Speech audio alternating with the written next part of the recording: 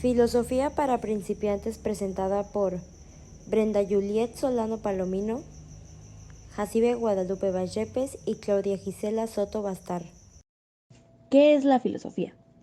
La filosofía es la búsqueda de las grandes preguntas que nos hacemos alguna vez en la vida. ¿Cómo? ¿Quién soy? ¿De dónde vengo? ¿A dónde voy? Etimológicamente, la palabra filosofía proviene del griego philos, que significa amor, y sofía, sabiduría, que quiere decir amor a la sabiduría. Esta se divide en dos grandes corrientes filosóficas, la oriental y la occidental. Dentro de la occidental existen dos tipos de escuelas. La idealista, que explica todo con argumentos de tipo religioso, y la materialista, que explica todo con argumentos científicos. Algunos de los principales filósofos griegos son Tales de Mileto, Anaxímenes, Demócrito, Sócrates, Platón, Aristóteles y los sofistas. Él nos habla que el origen de todo es el agua. Por otro lado, Anaxímenes dice que el origen de todo es el aire.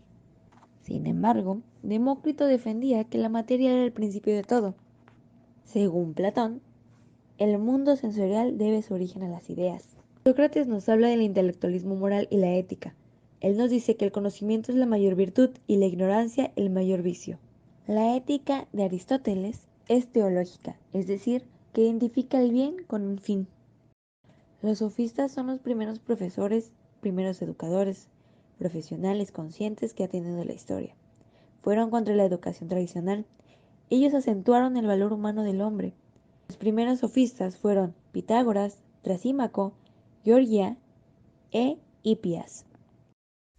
El cristianismo, el pensamiento que se predicaba en esta doctrina eran los aprendizajes de Jesús. Etapa patrística. En esta etapa se consideraba a la fe como la única verdad y conocimiento. Su principal exponente fue San Agustín. Para él, la búsqueda de la verdad solo debía hacerse en la Biblia. Etapa escolástica. ¿Qué era el escolasticismo? Es algo así como poner la razón al servicio de la fe. También se le conocía como filosofía al revés, ya que usaba la razón para explicar la verdad. Los exponentes del escolasticismo fueron Abelardo, San Anselmo de Acosta y el llamado Santo Tomás de Aquino, pero de ellos principalmente fue Santo Tomás de Aquino. Él decía que todo cambia y alguien causa los cambios, y ese alguien debe ser Dios. El Renacimiento es un regreso al mundo clásico, un redescubrimiento de los griegos. Nicolás Maquiavelo fue de los primeros pensadores del Renacimiento. Él planteaba la creación del Estado laico en oposición al teocrático. En la etapa del Renacimiento nace la imprenta, se hace más accesible la información y el conocimiento logra expandirse y con ello la concepción del mundo y las tierras. El Renacimiento deja de lado a Dios y se concentra en el hombre. Esta etapa se caracteriza por la división de tres corrientes. El racionalismo, quien está representado principalmente por René Descartes, con su filosofía pienso, luego existo. El empirismo liderado por Hume y Locke, quienes defendían el conocimiento basado en la experiencia.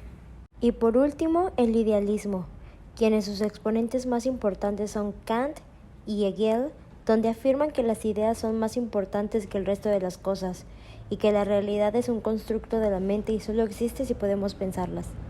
Gracias a Hegel nacieron nuevas corrientes contemporáneas de la filosofía, como el criticismo, existencialismo, positivismo, historicismo y pragmatismo. Otro gran exponente de la época fue Karl Marx, creador del materialismo dialéctico, apoyándose de las teorías de Hegel y Feuerbach, quien era el representante del materialismo de la época. Otro materialista importante de la época es Nietzsche, quien decía que el hombre se superaría a sí mismo y revolucionaría convirtiéndose en un superhombre. Para la llegada del siglo XX, nacieron nuevos filósofos como Freud, Jean Piaget, José Ortega y Gasset y Jean-Paul Sartre, entre otros filósofos más que siguen activos hasta el día de hoy en la filosofía del siglo XXI. La información de este video es retomado del libro Filosofía para principiantes del autor Eduardo del Río García.